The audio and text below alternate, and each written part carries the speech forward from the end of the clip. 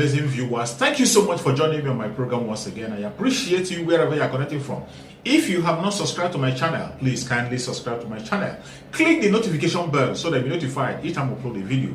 You will be among the first to receive it. Thank you so much and remain blessed. Comply with pronouncements issuing from these documents. So, and here in Nigeria, Section 12 of Nigerian Constitution accords recognition to international law that has been ratified in Nigeria. So the working group, being an offshoot of the United Nations Human Rights Council, are all under United Nations, the canopy of the United Nations, and the working documents are working documents or aspects of international law that have been signed or ratified by Nigeria. So under Section 12 of Nigerian Constitution, this decision issuing from the UN Working Group is binding on Nigeria. If Nigeria fails to obey or comply with it, I think it will lead to a very nasty diplomatic conflict, the sort that the United Nations had with Sani Abacha, the late Sani Abacha. We know how that one panned out. Nigeria has not recovered from that today. So you don't disrespect UN opinions, decisions, resolutions, and all this, and go scot-free. It never happened in history. And the fact that it's called opinion does not reduce its efficacy. Somebody was asking me whether this is a judgment. I said, of course, it's a judgment. In diplomatic circles, they don't use judgment, the word judgment. They don't use ruling, they don't use order. They consider those words words of compulsion. They use diplomatic language like opinion, request, mandate, resolutions, decisions, and things like that to hand down their decisions or point of view. So, or to push their adjudicatory function. So this is something that must be obeyed. And Nigeria has a new opportunity to do the right thing. It already made 3 mistakes. The first mistake was the one you pointed out, the illegal rendition, the extraordinary rendition of Mazi Nnamdi Kanu on 19th June 2021. That was the first error.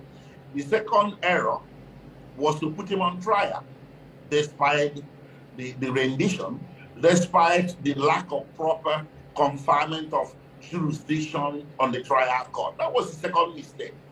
The third mistake by Nigeria was for the court to refuse to accord the tenacity of the judgment of the Abia State High Court that settled the question once and for all that Mazi Nnamdi Kanu did not jump bail.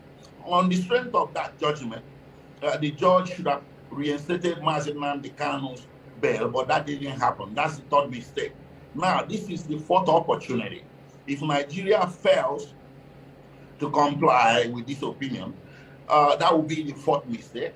And I don't think this one will not come with countervailing consequences. And you don't need more. Nigeria does not require more. You don't need a court order to revalidate this opinion. The opinion is self-validating, and it should be obeyed from the very top, from the very topmost part of Nigerian government.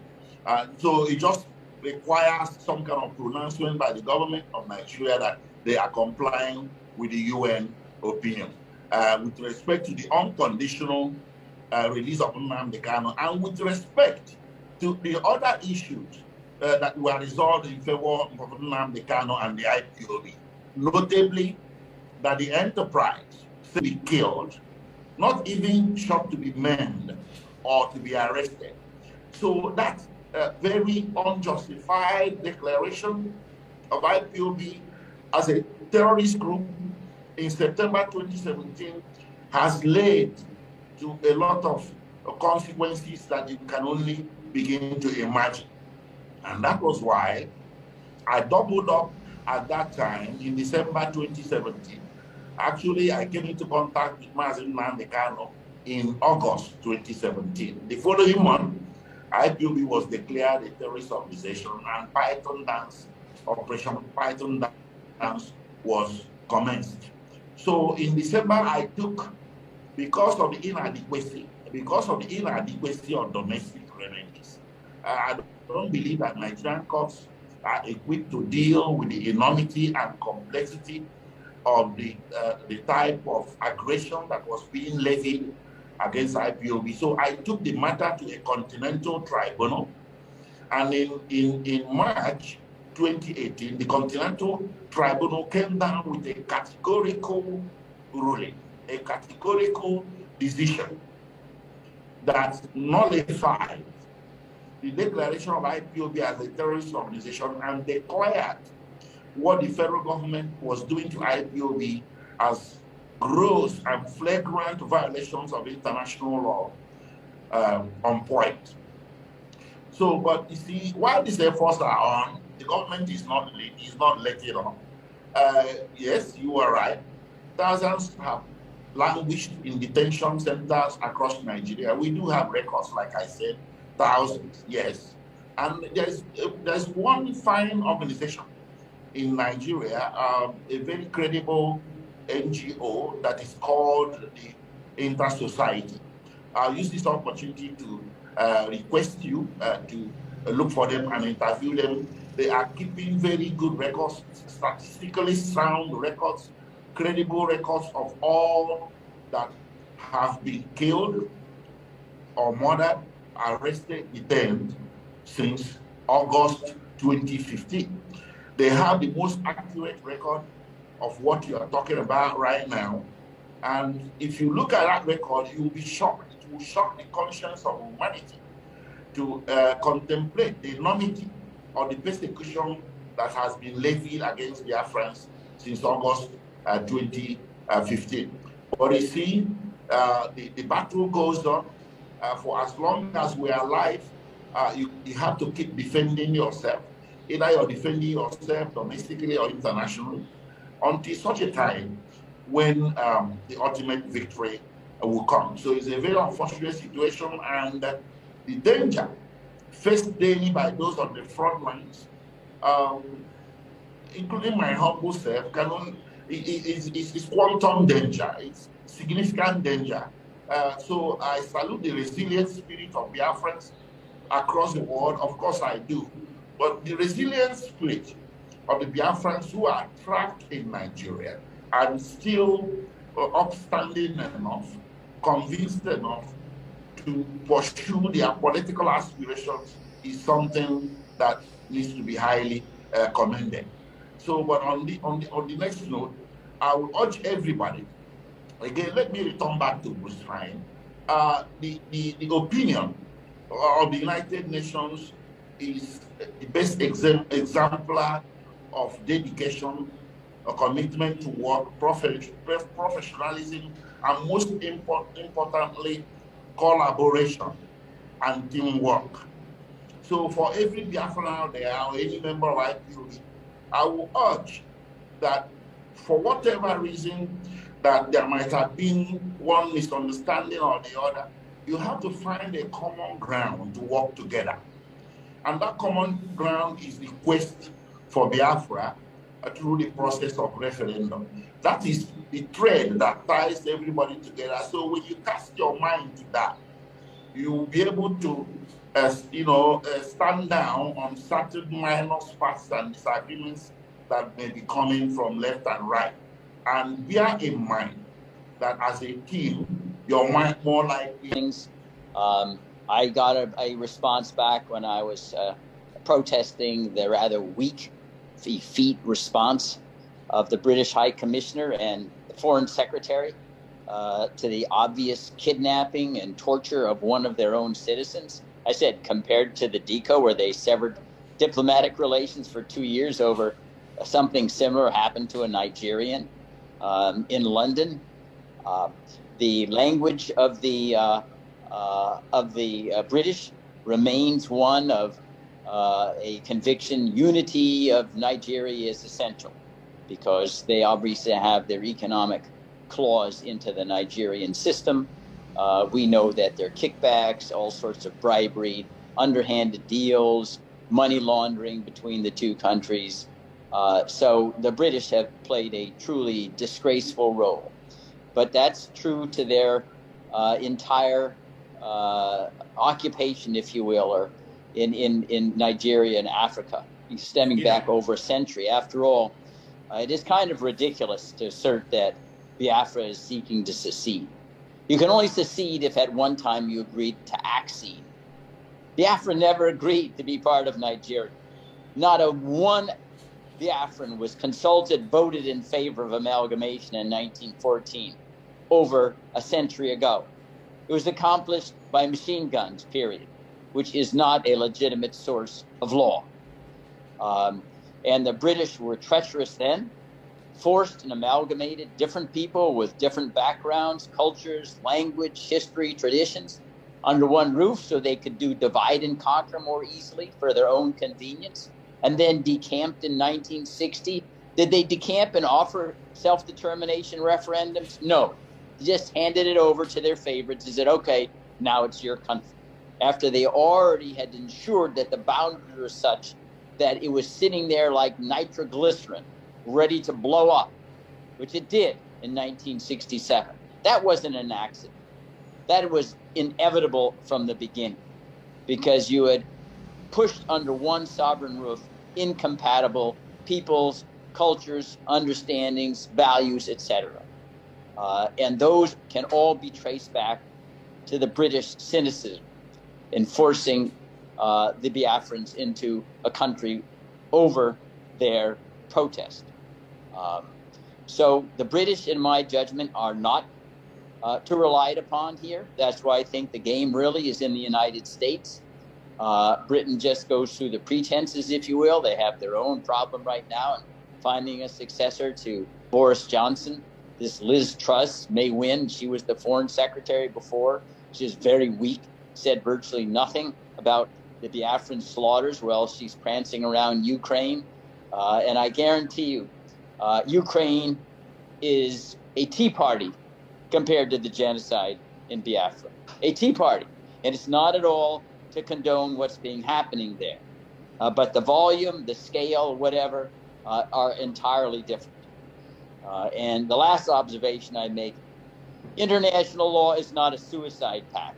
And to force Biafra to remain in Nigeria is a suicide pact. That cannot be the law, no matter what. That's lawless, and I say the Nigerian government is infested with criminals. It's infested with criminals.